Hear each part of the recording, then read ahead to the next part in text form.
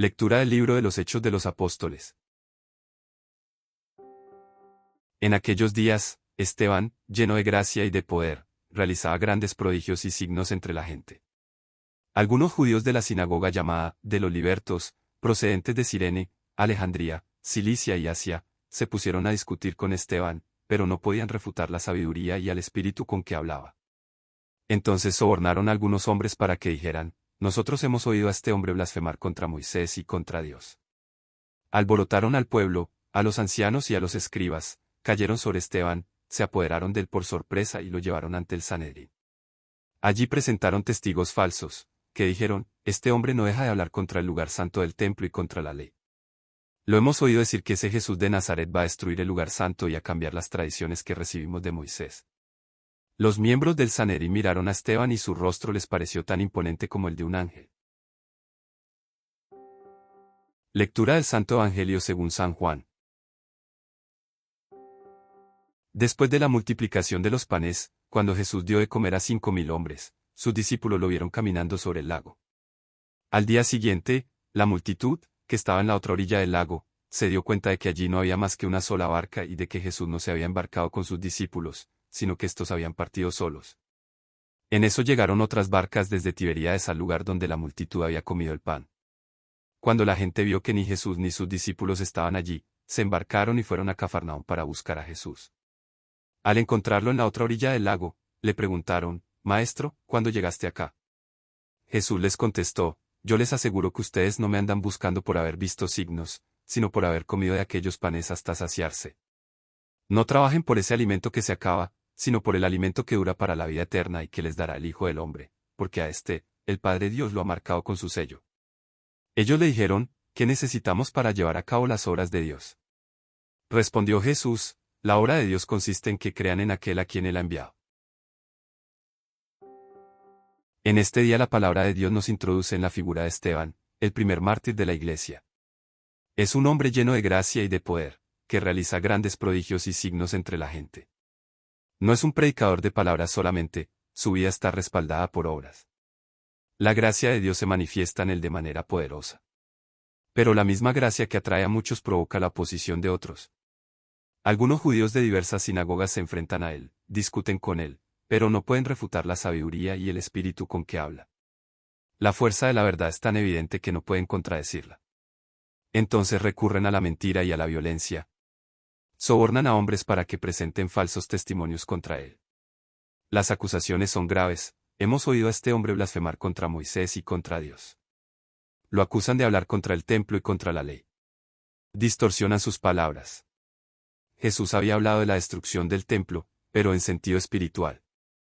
Esteban, fiel a Jesús, enseña la misma verdad.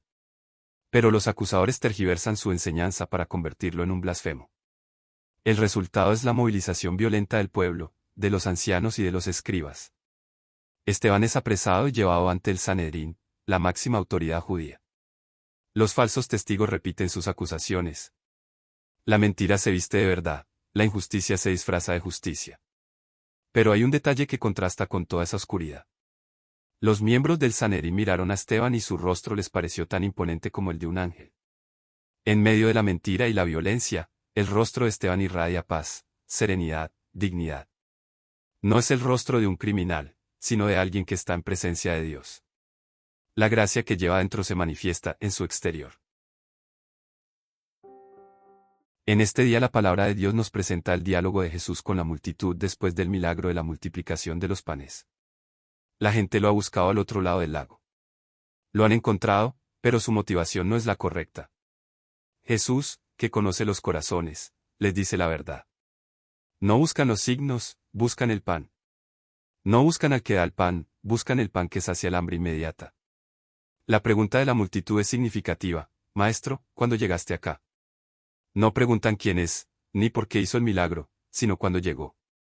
Su interés está en lo material, en lo temporal. Jesús responde con claridad: ustedes no me andan buscando por haber visto signos, sino por haber comido de aquellos panes hasta saciarse. El milagro los ha impresionado, pero no los ha llevado a la fe. Quieren más pan, no más a Jesús. Jesús los invita a ir más allá. No trabajen por ese alimento que se acaba, sino por el alimento que dura para la vida eterna. Hay un alimento que perece y un alimento que permanece. El pan material es necesario, pero no es definitivo. El hambre física se sacia temporalmente, pero vuelve. Jesús ofrece un alimento que da vida eterna. No es un pan que se acaba, sino un pan que transforma. Ellos preguntan, ¿qué necesitamos para llevar a cabo las obras de Dios? Quieren saber qué hacer. Su mentalidad es legalista, ¿qué obra debemos realizar para obtener ese alimento? Jesús responde con una palabra que resume el Evangelio. La obra de Dios consiste en que crean en aquel a quien Él ha enviado. La única obra necesaria es la fe. No se trata de hacer algo para merecer, sino de creer en aquel que Dios ha enviado. La salvación no es una conquista humana, sino una aceptación del don. Hermanos, este diálogo de Jesús con la multitud nos interpela. También nosotros buscamos a Jesús a veces por motivos equivocados. Queremos soluciones a nuestros problemas inmediatos, bienestar, salud, éxito. Buscamos a Jesús como un medio para obtener algo, no como el fin último. Queremos el pan, no al que da el pan. Jesús nos invita a trabajar por el alimento que no perece. No es que el pan material sea malo, pero no es lo definitivo. Hay un hambre más profunda, el hambre de sentido, de amor, de eternidad. Solo Jesús puede saciar esa hambre. Él es el pan de vida. La pregunta de la multitud es también nuestra, ¿qué necesitamos hacer? Queremos saber qué obras, qué méritos, qué sacrificios. La respuesta de Jesús es liberadora. La única obra es creer. No se trata de acumular méritos, sino de confiar en aquel que Dios ha enviado.